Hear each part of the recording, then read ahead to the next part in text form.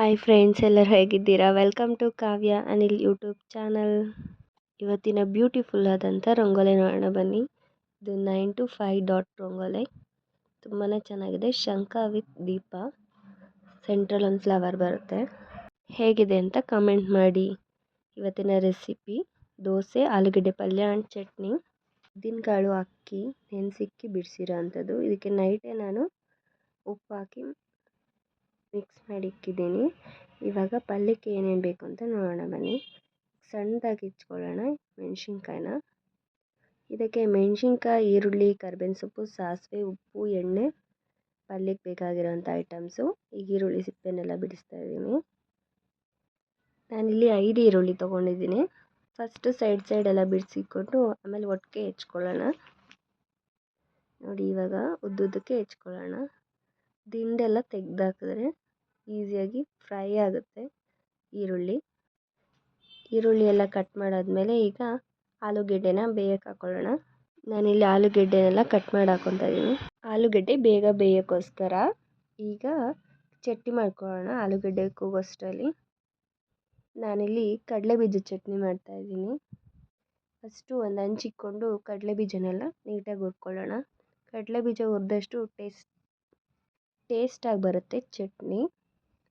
ಹುರ್ಕೊಂಡು ಸ್ವಲ್ಪ ತಣ್ಣಗಾದ್ಮೇಲೆ ಅದರ ಸಿಪ್ಪೆನೆಲ್ಲ ಬಿಡಿಸ್ಕೊಳ್ಳೋಣ. ಆಗಲೇ ಆಲೂಗೆಡ್ಡೆ ವಿಷಲ್ಲು ಆಗಿದೆ. ಆಲೂಗೆಡ್ಡೆ ವಿಷಲ್ ತಣ್ಣಗಾದ್ಮೇಲೆ ಸಿಪ್ಪೆನೆಲ್ಲ ಬಿಡಿಸ್ಕೊಳ್ಳೋಣ. ಇವಾಗ ಕಡಲೆ ಬೀಜನೆಲ್ಲ ಹುರ್ಕೊಂಡು ಒಂದು ಮಿಕ್ಸಿ ಜಾರ್ಗೆ ಹಾಕ್ಕೊಳ್ಳೋಣ. ಅದೇ ಹಂಚಿಗೆ ಒಂದು 4 ಮೆಣಸಿನ್ಕಾಯಿನ ಹುರ್ಕೊಂಡು ಹಾಕ್ಕೊಳ್ಳೋಣ. ಇಲ್ಲಿ ನಾನು ತೆಂಗಿನಕಾಯಿ ಹೊಡೆದ್ಬಿಟ್ಟು ತುರ್ಕೊಳ್ಳೋದು ಹೇಗೆ ಅಂತ ತೋರಿಸ್ತೀನಿ ಬನ್ನಿ. ನಮ್ಮನೆ ಈ ರೀತಿ ತೆಂಗಿನಕಾಯಿ ತುರಿಯೋದು. ಕಾಯೆಲ್ಲ ತುರಿದಿರೋದನ್ನು ಜಾರ್ ಒಳಗಡೆ ಹಾಕ್ಕೊಳ್ಳೋಣ.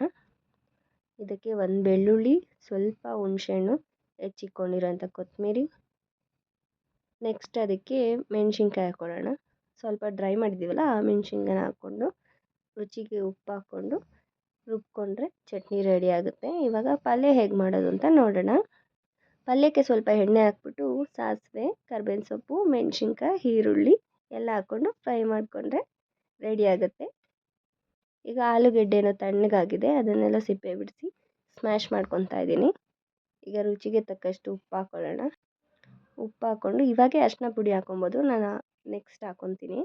ಈಗ ಆಲೂಗೆಡ್ಡೆನೆಲ್ಲ ಸ್ಮ್ಯಾಶ್ ಮಾಡಿರೋಂಥದ್ದನ್ನ ಹಾಕ್ಕೊಂಡು ನೀಟಾಗಿ ಫ್ರೈ ಮಾಡೋಣ. ಎಣ್ಣೆಯಲ್ಲಿ ಆಲೂಗಡ್ಡೆ ಫ್ರೈ ಆಗೋ ಥರ ಸ್ಮ್ಯಾಶ್ ಮಾಡ್ಕೊಂಡು ಮಾಡೋಣ. ಈಗ ನಾನು ಸ್ವಲ್ಪ ಕಲರಿಂಗೋಸ್ಕರ ಅರಿಶಿನ ಪುಡಿ ಹಾಕ್ಕೊತಾ ಇದ್ದೀನಿ. ನೆಕ್ಸ್ಟ್ ಅದಕ್ಕೆ ಹೆಚ್ಚಿಕೊಂಡಿರೋಂಥ ಕೊತ್ತಂಬರಿ ಹಾಕ್ಕೊಂಡ್ರೆ ಆಲೂಗಡ್ಡೆ ಪಲ್ಯ ರೆಡಿಯಾಗಿರುತ್ತೆ. ಈಗ ನೆಕ್ಸ್ಟ್ ಚಟ್ನಿ ಹೇಗೆ ಆಗಿದೆ ನೋಡಿ. ರುಬ್ಬಿದ ಮೇಲೆ ಈ ರೀತಿ ಆಗಿದೆ ಚಟ್ನಿ. ಈಗ ದೋಸೆ ಮಾಡೋಕ್ಕೆ ಹಿಟ್ಟನ್ನ ನೀಟಾಗಿ ಮಿಕ್ಸ್ ಮಾಡ್ಕೊಳ್ಳೋಣ. ಉಪ್ಪೆಲ್ಲ ಕರಗಿರುತ್ತಲ್ಲ, ನೀಟಾಗಿ ಮಿಕ್ಸ್ ಮಾಡ್ಕೊಳ್ಳೋಣ. ಈಗ ಹಂಚಿಕ್ಕಿ ನಾನಿಲ್ಲಿ ಈರುಳ್ಳಿನ ಸವರಿದ್ದೀನಿ, ಎಣ್ಣೆನೂ ಹಾಕ್ಕೊಬೋದು. ಈಗ ದೋಸೆ ಈ ರೀತಿ ಹಾಕ್ಕೊಳ್ಳೋಣ. ದೋಸೆ, ಆಲೂಗೆಡ್ಡೆ ಪಲ್ಯ, ಚಟ್ನಿ, ವಾವ್, ಸೂಪರ್ ಕಾಂಬಿನೇಷನ್ ಆಗಿರುತ್ತೆ. ತುಂಬಾ ಚೆನ್ನಾಗಿ ಬಂದಿದೆ ಇವತ್ತು ದೋಸೆ. ಸ್ಟಾರ್ಟಿಂಗ್ 1-2 ದೋಸೆ ಹಾಗೆ ಹಿಂಗೆ ಆದರೂ ನೆಕ್ಸ್ಟ್ ಎಲ್ಲ ಚೆನ್ನಾಗಿ ಬರುತ್ತೆ ದೋಸೆಗಳು. ಈಗ 2 ಸೈಡು ದೋಸೆ ಬೆಂದಮೇಲೆ ಅದಕ್ಕೆ ಮಧ್ಯ ಆಲೂಗೆಡ್ಡೆ ಪಲ್ಯನ ಹಾಕಿ ಸರ್ವ್ ಮಾಡಿದ್ರೆ ಆಲೂಗೆಡ್ಡೆ ಪಲ್ಯ chutney ready to taste. Morning tiffin ಎಲ್ಲ ಆದಮೇಲೆ ಹಂಗೆ ಲಂಚ್ಗೂ ರೆಡಿ ಮಾಡ್ತಾಯಿದ್ದೀವಿ. ಲಂಚ್ಗೆ ಏನೇನು ರೆಡಿ ಮಾಡ್ತಾಯಿದ್ದೀವಿ ಅಂದರೆ ಇವತ್ತು ಬಸ್ಸಾರು ಮಾಡ್ತಾಯಿದ್ದೀವಿ. ಹೆಸ್ರು ಕಾಳು, ಕೋಸು ಹಾಕಿ ಮಾಡ್ತಾ ಇರೋಂಥ ಬಸ್ಸಾರು. ಹೆಸ್ರು ಕಾಳನ್ನ ಕೋಸು ಸಣ್ಣಕ್ಕೆ ಹೆಚ್ಕೊಂಡು ನೀರಲ್ಲಿ ಬೇಯಿಸ್ಕೊಳ್ಳೋಣ. ಕುಕ್ಕರಲ್ಲೂ ಕೂಗಿಸ್ಕೊಬೋದು. ಅಷ್ಟರಲ್ಲಿ ಮಸಾಲೆ ಎಲ್ಲ ರುಬ್ಬಿಟ್ಟು ಒಗ್ಗರಣೆಗೆ ಹಾಕ್ಕೊಂಡಿದ್ದೀನಿ. ಮಸಾಲೆ ಎಲ್ಲ ಬೆಂದಮೇಲೆ ಸೊಪ್ಪು ಕಾಳು ಬೆಂದಿರೋ ನೀರನ್ನ ಹಾಕಿ ಸ್ವಲ್ಪ ಉಪ್ಪು ಹಾಕಿ ಬೇಯಿಸ್ಕೊಂಡ್ರೆ ಸಾಂಬಾರು ರೆಡಿ ಆಗುತ್ತೆ. ಈಗ ಪಲ್ಯ ಹೇಗೆ ಮಾಡೋದು ಅಂತ ನೋಡೋಣ ಬನ್ನಿ. ಪಲ್ಯಕ್ಕೆ ಕರಿಬೇವಿನ ಸೊಪ್ಪು, ಮೆಣಸಿನ್ಕಾಯಿ, ಈರುಳ್ಳಿ ಎಲ್ಲವನ್ನು ಹಾಕ್ಕೊಂಡು ಫ್ರೈ ಮಾಡ್ಕೊಳ್ಳೋಣ. ಈಗ ಕಾಳು ನೀರೆಲ್ಲ ಸೋರಿರುತ್ತಲ್ಲ, ಅದನ್ನು ಕಾಳನ್ನೆಲ್ಲ ಹಾಕ್ಕೊಳ್ಳೋಣ. ಕಾಳಿಗೆ ಫಸ್ಟೇ ಉಪ್ಪು ಹಾಕಿ ಬೇಯಿಸ್ಕೊಂಡಿರ್ತೀವಿ. ಉಪ್ಪು ಕಮ್ಮಿ ಆಗಿದೆ ಅಂದರೆ ರುಚಿಗೆ ತಕ್ಕಷ್ಟು ಉಪ್ಪು ಹಾಕ್ಕೊಂಡ್ರೆ ಸೂಪರ್ ಆಗಿರೋಂಥ ಲಂಚ್ ರೆಡಿ ಆಗಿದೆ. Thank you for watching.